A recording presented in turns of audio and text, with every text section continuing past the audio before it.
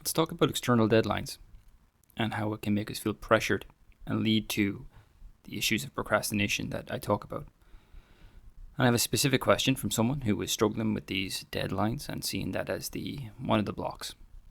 So I'm going to give you a very, very specific strategy for dealing with this pressure about feeling like this external deadline is causing you to go into a freeze response and not being able to take action and procrastinate, okay? So I'm going to give you a very specific solution, but here's the question. This is from Mary, and it is, "Hi, I'm hoping I can get a response today. I failed a major exam and I was devastated." So a lot of disappointment. And I took 3 days and rebooked the exam, but now I'm feeling really anxious and worried that I made a decision in haste. The deadline, there's the word, deadline, is scaring me the most. But now the decision is made. I struggle with procrastination, lack of self-trust, and self-compassion. So you're aware of the concepts there, Mary, that's great. And feeling a fear of failure again. I don't know how to release my emotions to get back to work. Any advice would be sincerely appreciated. It's the deadline which is scaring me the most. Okay, Mary. And for anyone else who's struggling with this, deadlines and the pressure that puts you on. So, first thing to say, there are two types of deadlines, two types of boundaries.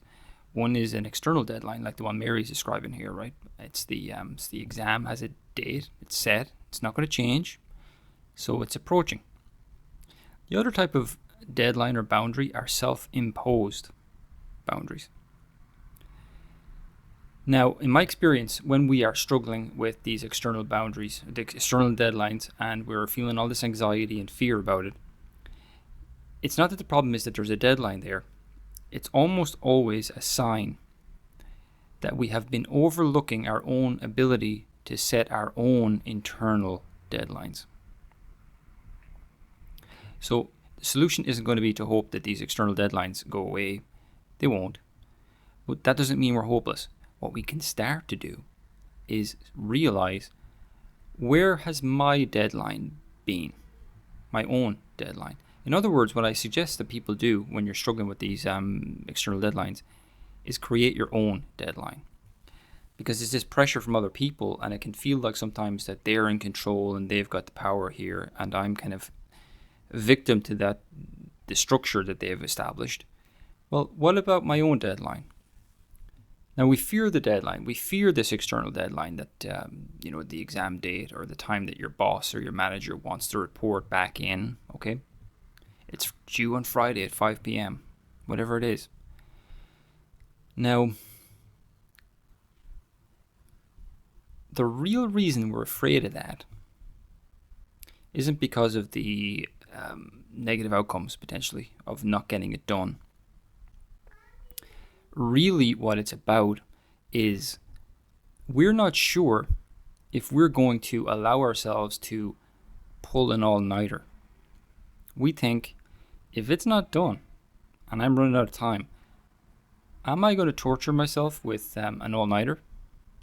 With cramming, with doing things that are unhealthy for myself, even though I know it's not healthy? We don't trust ourselves not to do that. We think that's a potential. That could very well happen here. If that deadline is looming and I don't have it done, I am now probably going to do that to myself. I'm going to push myself. I'm going to force myself to do this in a very unhealthy way. And that's what happens when we don't have our own feelings taken into consideration, when we're bulldozing ourselves and we feel that it's appropriate to do that.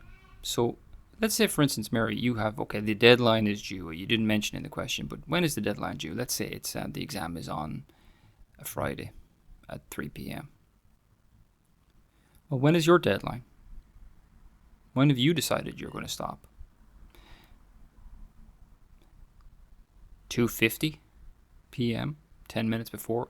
In other words, you're going to be engaged with this right up to the moment that you begin the exam, with cramming, doing whatever it takes to make sure that you get through the exam. So that's being subject to the external deadline. What if you set your own deadline? Now, I understand the desire to push it right up to the edge of 3 p.m. is done because we're afraid of failure, and you've experienced disappointment before. Me too, with exams, absolutely. But this is about realizing, you've already identified in the question there, this is about self-trust, about self-compassion. And I think we know that it's not compassionate to push ourselves to that degree. We want to engage with the goal. We want to do it in a healthy way. So what if you said to yourself, okay, at 8 p.m. on Thursday evening, I will be finished my preparation for this exam. That's your own deadline. So now you're not focusing on the external deadline. You're focusing on your own internal deadline that you've established for yourself, which should give you enough time, rationally speaking, to prepare for the exam as well as you can, while also not sacrificing your own health and your own well-being and your own other emotional needs. Of course, then the objections will be, well, yeah, but if it's not done, I'm still going to do it afterwards. And that's the problem. That's why procrastination is a boundary problem. Other people's external deadlines don't go away, they don't move. But we allow ourselves to move our own boundaries. So whether you choose to do it this time, Mary, or not, or anyone else listening to this, the problem up to this point has been setting start times and then moving them. Or even not establishing boundaries, having an issue of, this is going to take as long as it takes, which is not a healthy approach to personal productivity. We need to have things within boundaries, contained, right? We need to be consciously aware about how much time and energy we're putting into these things, because your nervous system is not going to give cooperation unless you negotiate with it, unless you're honest with it. So let's say, okay, 8 p.m. Thursday evening, that's my deadline. Now let's say it's Monday, and you've got 4 days to prepare for this. Monday, Tuesday, Wednesday, Thursday. Rationally speaking, you should be saying to yourself, okay, whatever progress I make up to Thursday, from Thursday at 8 p.m., studying all night for the exam the next day isn't going to make that much of a difference. So I can establish my own boundary with this preemptively. Now you're doing it now deliberately. You're in control.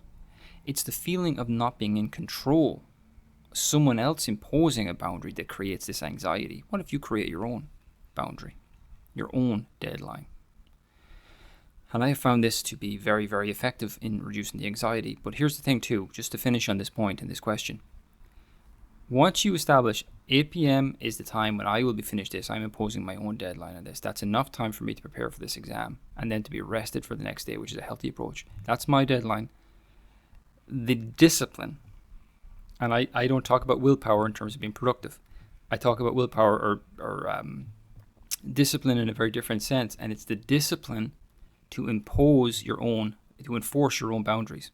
So what it would mean would be, technically in theory, if you haven't done the study that you think you should have done at 8 p.m. on the Thursday, you don't do the all-nighter. That's what it would look like. Okay? That's what it would look like. That is a lot healthier, and you start to take yourself seriously with these self-imposed deadlines.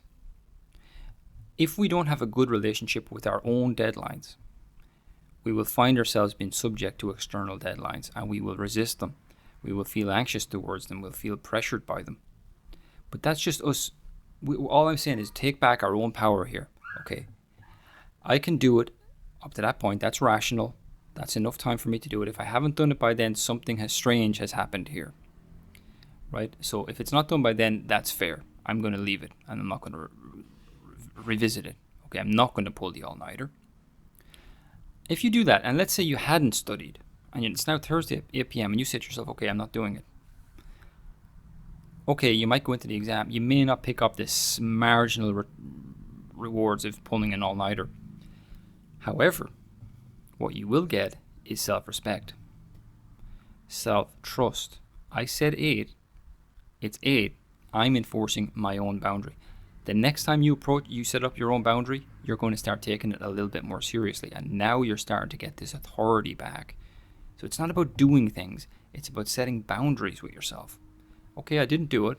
That's it. I'm enforcing the boundary. Whatever the consequence is on the other side of me not doing it, I'm going to welcome that. That's okay for me here. Because it's part of the learning process. And establishing ourselves as an authority in our own lives. Taking back our own power that we projected onto these external boundaries, external deadlines. So, I hope that's useful. I'm not sure if it's exactly what you're expecting me to say on this question, Mary. But the other thing too is getting over the disappointments of past exams. Okay? And I can finish on this. We got to process that disappointment. We got to let ourselves be a bit disappointed about it. But here's the thing. Processing disappointment is very important. Because if we don't process it and allow ourselves to acknowledge, okay, I'm disappointed by that, we go into beating ourselves up about it and saying, I'm useless, I'm not good enough at this. That's a huge issue. We have to process disappointment, allow ourselves to feel it, and then identify, okay, doesn't mean anything about me, my identity. It just means I'm going to do this now in future. But there's no requirement for you to start beating yourself up or judging yourself as inadequate or not good enough for this. And that's going to be the fundamental issue in how you do going forward. Are you going to say, I'm allowed to make mistakes, I'm allowed to have setbacks, that's part of my journey, part of everyone's journey. But now what I'm going to do is realize I'm unconditionally backing myself. I'm smart enough, I'm good enough, I'm organized enough, I'm everything enough in order for me to be able to do this. Question anything that says you're not. That's a huge, huge thing. Hope that's a useful video. If you want to learn more, you can check out my book, subscribe to this channel too for more of these videos. And also on Thursdays, I run support groups for people who are going through issues like this around personal productivity, self-sabotage, low self-esteem, developing self-trust. Hope that's useful. Take good care of yourself, and I will talk with you again very soon.